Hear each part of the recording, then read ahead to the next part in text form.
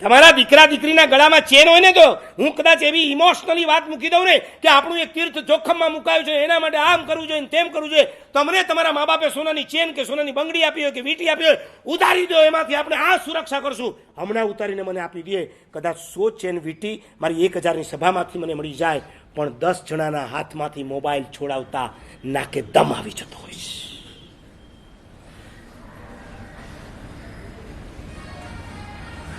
ભિવંડીમાં એક નાનો બાબો મેં એને કીધું તું 9 વાગે ભણવા આવજો, ન આવ્યો. 10 વાગે આવે એટલે મેં પૂછ્યું ક્યું લેટ? મને કે મારા સાહેબ મમ્મી કામ પર થી, મમ્મી કામ કરતી હતી, મમ્મી ફ્રી નથી, મને કોણ ઉપાસરે મૂકી જાય? મેં કીધું મમ્મી કામ કરતી હતી, તે શું કર્યું? તો એ કે સાંભળજો હવે બહેનો, તમારો દીકરો જ્યારે તમને એમ પૂછે છે ને વેકેશનમાં મમ્મી હું શું કરું, સૌથી મોટો રોગ, સૌથી મોટું તમારા માટે દુખાવો હોય તો વેકેશન છે. વેકેશન આવે ને નાના હોય 3, 4, 5, હવે હું શું કરું, અડધો કલાક થાય, મમ્મી હવે હું શું કરું, હોય છે કે નથી હોતું? આ છોકરાએ એની માને પૂછ્યું મમ્મી મેં ક્યાં કરું, ત્યારે આ માએ શું કીધું ખબર છે? તું ટીવી જો.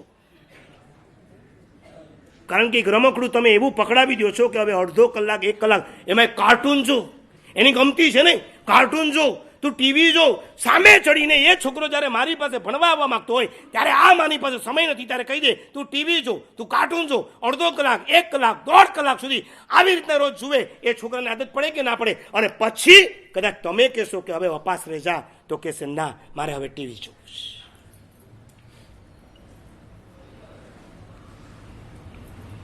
તમારા સંતાનને તમે સમય આપશો તો ઇમોશનલી બેલેન્સ થશે, એ સ્ટેબલ થશે.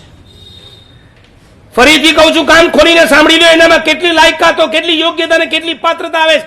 એક સમય આપવાથી એ ઇમોશનલી બેલેન્સ થશે, એ સ્ટેબલ થશે, એનામાં કોન્ફિડન્સ આવશે, એ રિસ્પોન્સિબલ થશે, અને એનું હૃદય છે ને સેન્સિટિવ થશે, સેન્સિટિવ થશે. એક મા બાપ જ્યારે દીકરાને સમય આપે છે ત્યારે કેટલા ફાયદાઓ થઈ શકે છે. આજે મા બાપની પાસે ખુદની પાસે સમય નથી રહ્યો, અને ખાલી સંતાનોને સમય નહીં આપો, સંતાનને સમયની સાથે સંસ્કાર પણ આપો. એકલા સમયથી નહીં ચાલે, સાથે સંસ્કાર પણ આપવા પડશે. અને સંસ્કાર સમય વગર નથી આપી શકતા. બચપણમાં તમે આંગળી પકડીને એને જો પૂજા કરવા માટે લઈ ગયા હશો ને, આવતીકાલે તમે જ્યારે ઘરડા થશો ને ત્યારે તમારી આંગળી પકડીને તમારો દીકરો પૂજા કરવા તમને લઈ જશે. No doubt. તમારે એવો સ્વાર્થ નથી રાખવાનો કે હું આજે એની સેવા કરું છું તો આવતીકાલે મારી સેવા કરશે. આવી અપેક્ષા રાખ્યા વગર તમે દિલ દઈને કરો, અને એનો પડઘો જરૂર પડશે, પડશે ને પડશે. હું પાલીતાણામાં ચડી રહ્યો હતો,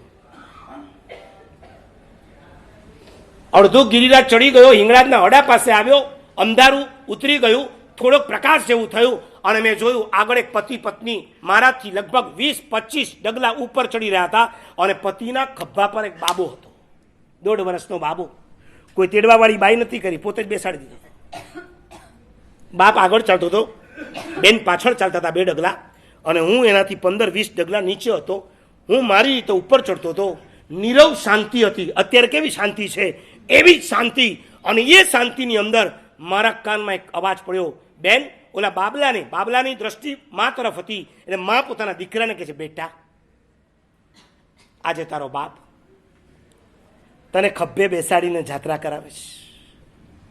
ભવિષ્યમાં અમે જ્યારે ઘરડા થઈએ ત્યારે તું અમને આવી રીતના જાત્રા કરાવીશ ને? હું રાજી છું. એક માને આ ઉદ્ગાર સાંભળીને, પણ એટલી વારમાં ઓલો ભાઈ આમ પાછળ ફર્યો. એના ધણી પોતાની વાઈફને ઉદ્દેશીને કહે, શું બોલી? તું શું બોલી? તું એમ કે આજે હું એને ઉઠાવું છું, આવતીકાલે એ મને ઉઠાવે?